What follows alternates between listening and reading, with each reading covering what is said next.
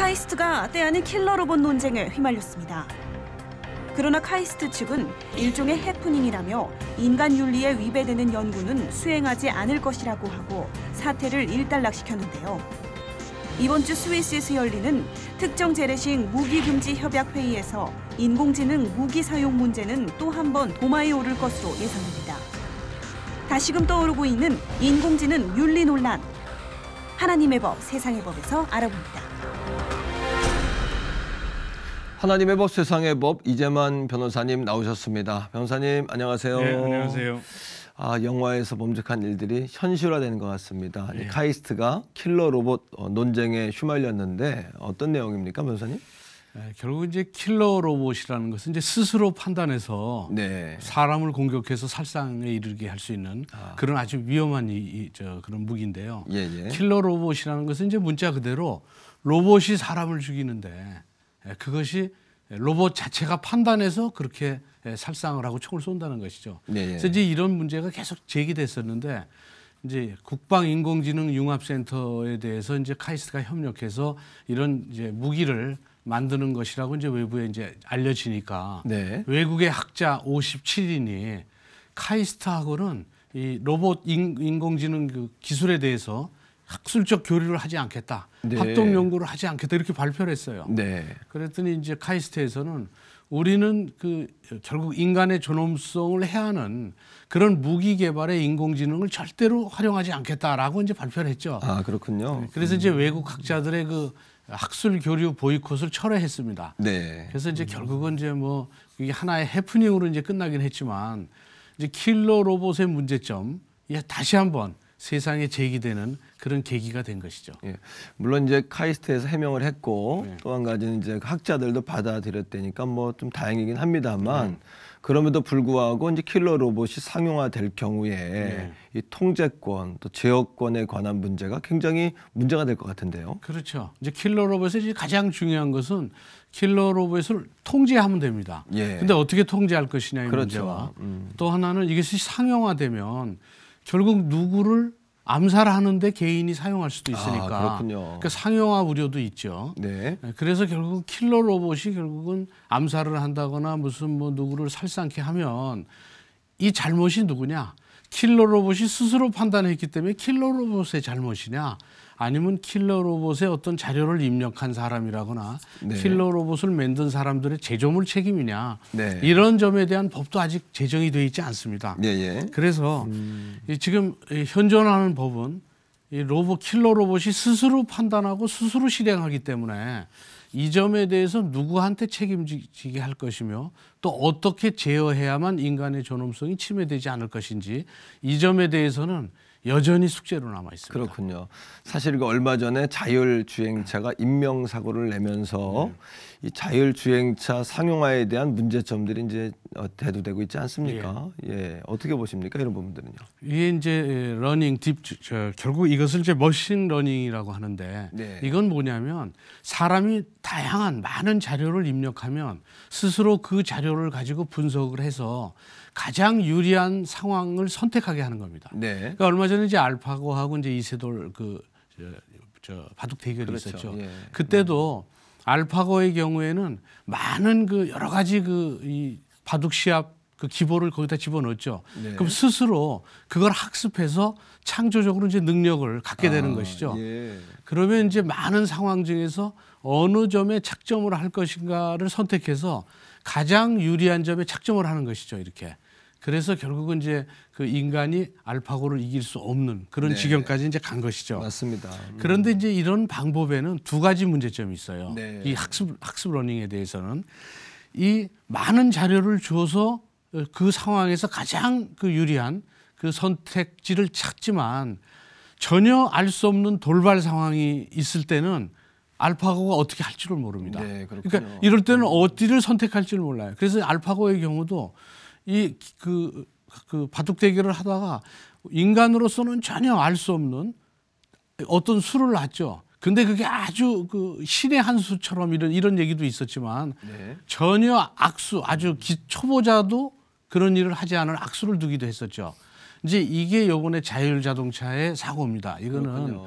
알 수 없는 상황에 대한 학습이 안 됐을 때는 갑자기 똑바로 가야 되는데 중앙 분리선을 받아서 결국 사고가 났었죠. 그렇군요. 이제 이게 이제 첫 번째 문제고 그렇군요. 두 번째는 스스로 학습을 하다 보니까 도대체 이 인공지능이 안에서 어떤 과정을 거쳐서 어떻게 그 자리 선택을 하는지에 대해서 외부에선 전혀 알 수가 없습니다. 네. 그렇기 때문에 외부에서 이 선택하는 것을 통제하는 것이 불가능해집니다.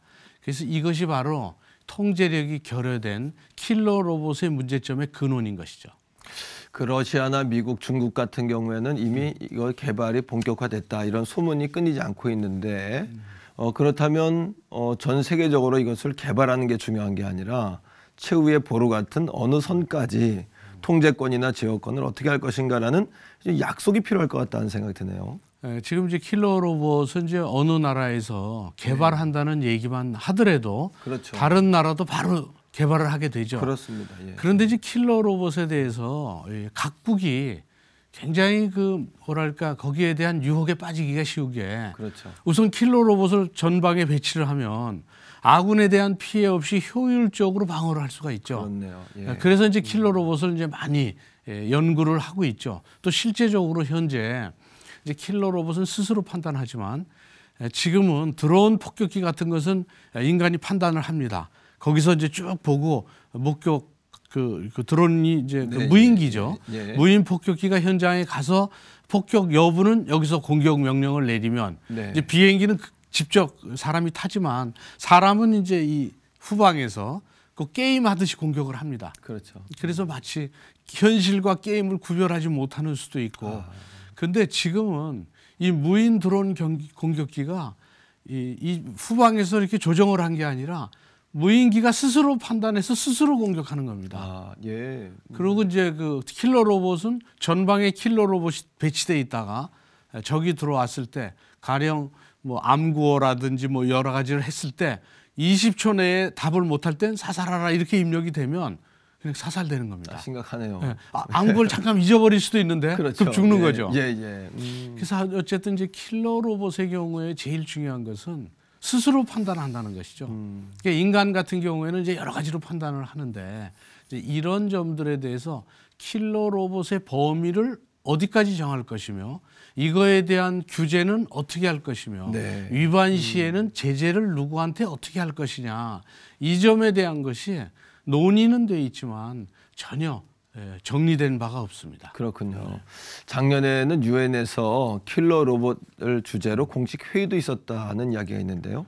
그게 이제 그 부작용에 대한 우려가 얼마나 컸다는 점에 대해서 네, 공감대가 형성되니까 그렇죠. 예. 유엔에서 이제 인공지능 무기에 대한 부작용에 대한 우려에 대해서 결국 해결책을 찾자 뭐 이런 뜻이었겠죠. 그렇군요. 그렇지만 이제 아직도 각국의 국가 이익에 따라서 뭐 킬러 로봇뿐만이 아니라 뭐 무인 잠수정, 무인 드론 공격기, 네, 뭐 정말 아주 전방위적으로 이런 무기들을 지금 만들고는 있습니다. 네. 그래서 결국 이제 돌아오는 이제 13일부터 17일까지 스위스 제네바에서 이제 좀 핵폭탄도 좀 문제가 되긴 하지만 특정한 재래식 무기에 대해서 이걸 금지해야 되겠다. 이런 점에 대해서 특정 재래식 무기 금지 협약 회의를 지금 해서 이 킬러 로봇 사용에 대한 논의를 할 예정이라고 하는데 다시 이제 킬러 로봇에 대한 논란이 이제 이 회의로 점화는 되겠지만 과연 각국의 국가 이익에 의해서 과연 어느 정도가